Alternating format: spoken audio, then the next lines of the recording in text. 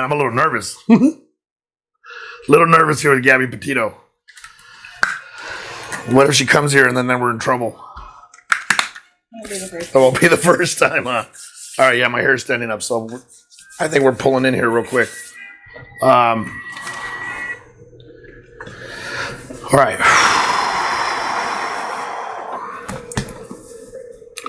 Gabby Petito, President Future, Visible Invisible, for what we want to know. And thank God and the saints, whatever's hidden behind black, and whatever might have happened around her, as far as the whole situation with Brian Laundrie. To get the answers we need. To get the answers that we need, or kind of at least get to see the answers that we need to see if it falls into place. And that God and the saints will reveal the answers to our questions. And here we go. So we're going to throw a full-on throw on this. Are we cool with that? Here we go. Wow. So basically talking about that now the sun shines for her. Now she doesn't have to worry about money. And it's talking about she just wanted to be happy and have money. And it talks, here's Brian that pops up right off the get-go. That's Brian Laundrie. And that's popping up saying that he was upside down with all that. So just from the first cards that are coming out right now, I'm going to put this down a little bit. It's a little bit loud. Just from the first cards right now, it's telling me that she was doing very successful. I don't know if did she have a TikTok or what? Did she have a YouTube, right? They had a YouTube channel. She had a YouTube, and she was pretty successful in that. She had more than 1 million followers, I think, and this guy was kind of jealous. And so him being jealous, it kind of it created some animosity between them two. Let's move forward and see what we got after that.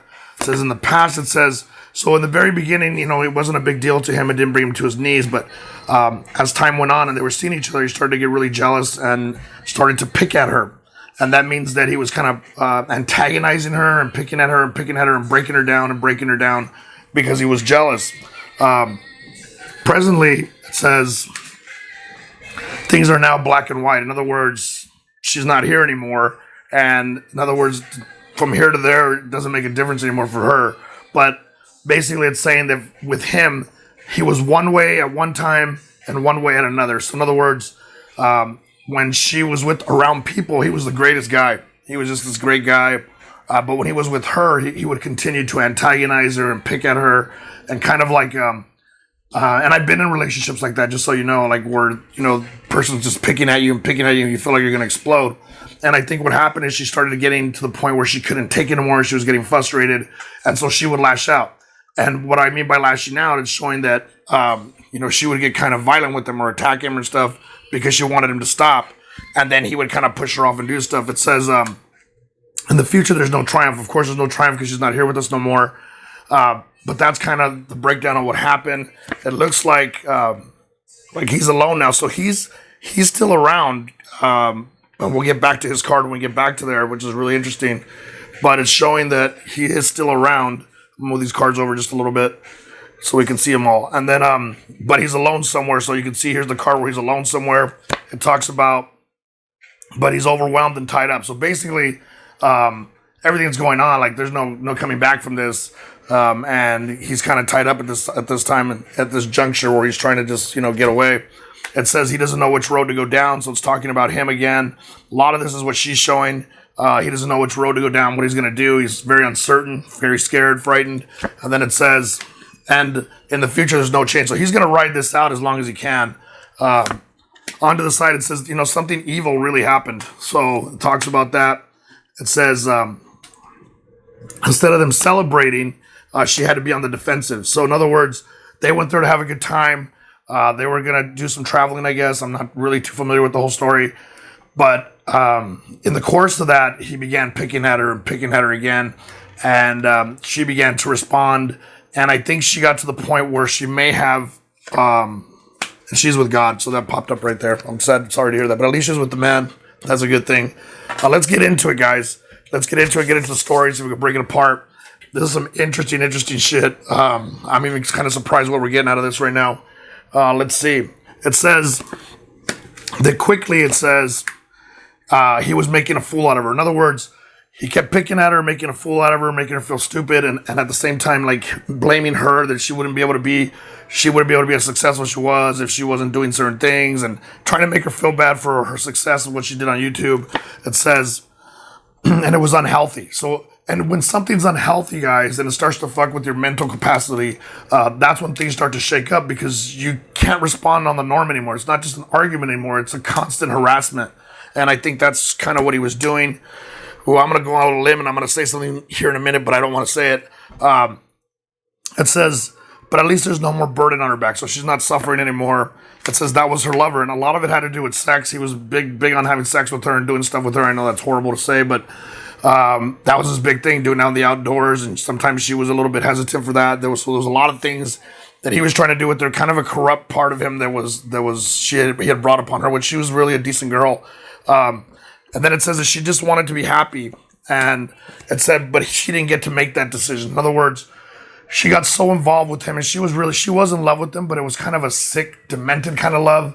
When you love someone who continues to take you down and bring you down and beat you up and do stuff, and I do mean beat you up mentally, it starts to affect you. And I think she got to the point where she just couldn't take it anymore. It says she tried to block him out. She tried to not listen to him, tried to pretend like it wasn't happening, and he just kept going. And the more she blocked him out, the more he kept going and going and going until she would erupt.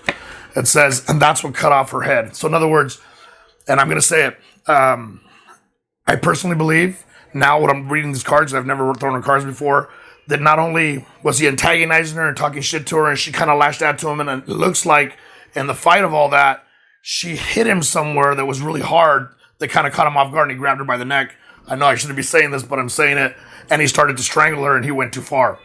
And that's kind of what cut off her head. And so that's kind of what's showing up in the cards. And you guys are probably going, oh, shit, I can't believe he's saying this. It said, and after that, there was no making things work after that. Everything had gone to shit. It says, and that's when he headed back home. And there's the card for home. So this is just getting really freaky on me now. I got the chills too. Fuck. I'm just like, whoa. I didn't think my hands could reach that far, but here we go. I'm just my hair's standing up. All right. Whoa, and I just lost the mic. Let's keep moving forward. This is Gabby Petito, guys, that we're doing, and hopefully when all the truth comes out, you find out about it, and that's gonna be, match up with what I'm saying. Here is Brian Laundrie now. This is interesting.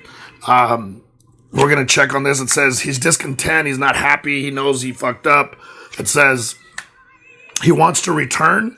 It says, but he knows he's got to face the music with his parents and stuff. So that's something, plus their parents. So he's really ashamed. It says, wow. It says that there's a lot of stress on him. Like he's going to do something stupid. He thinks if he comes back. And so he's trying to stay out there and grab his peace of mind. It says, because there's no way that he can return to love. In other words, you can't bring her back. He knows that. It's already too late. And things are just building up on him. It says, presently, things for him are black and white. So there's always been this dark side to him, like I said earlier, and then this good side that he put on for people. And so he's dealing with that right now as he's trying to hide out and do his thing. It says, wow. It says things are going to come very clear here real quick on what he did to her and how he turned her upside down and how he tormented her. It says, and there's not going to be any opportunities for him once everything comes to play. When they find him, he's going to find himself in a lot of trouble here. It says, but there's been a delay. So they think he's out there. I think he's out there, and I think he's hiding out. He's really good at hiding out. And so that's where he's at. They're going to find him, though. It says, as of right now, there's been no fruit of the tree. In other words, they haven't found him yet, but they're going to find him. Trust me. It's all starting to fall together now, and he's about to make a mistake. It says there's no triumph for her in the future, and we all know why. She's no longer with us, and so God rest her soul. We pray for you, Gabby.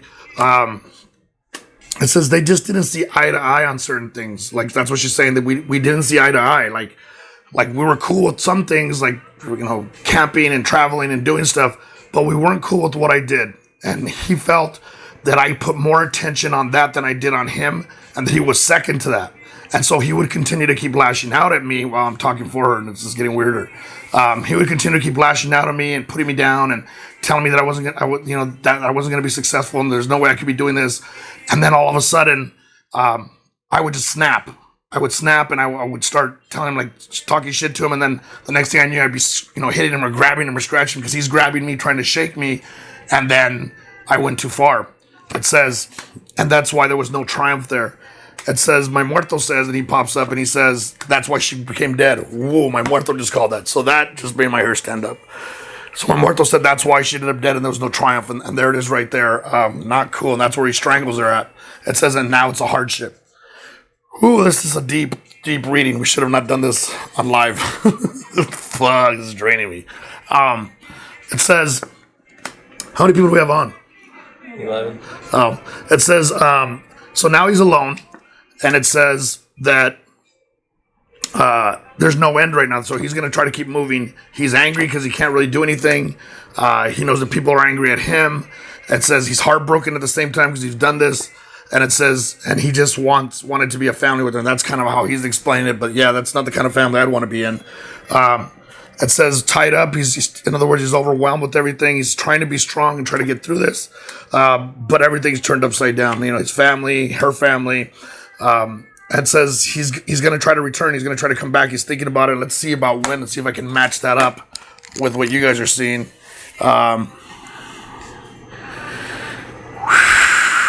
I'm seeing about 3 days to 3 weeks is when he might start making a move to come back. So 3 days to 3 weeks. That's very interesting. It says also that, that things aren't going to work out when he comes back. And that he knows he's already turned everything upside down on her. It says not knowing what road to go down. Basically, it's saying he thought she was her true love. He believed her was a true love. But at the same time, he realizes obviously she's not because of what he's done. So he's really, his mind's all over the place. He said there's no more obstacles. Like, what is he going to do? The only thing he can do is run right now. And it says he knows where he's at right now. He's safe, but that's not going to last forever. He says, so that's the battle he's contemplating in his mind. Like, what am I going to do here? And there comes me, the brujo, in the cards, kind of reading what he's saying in his head. It says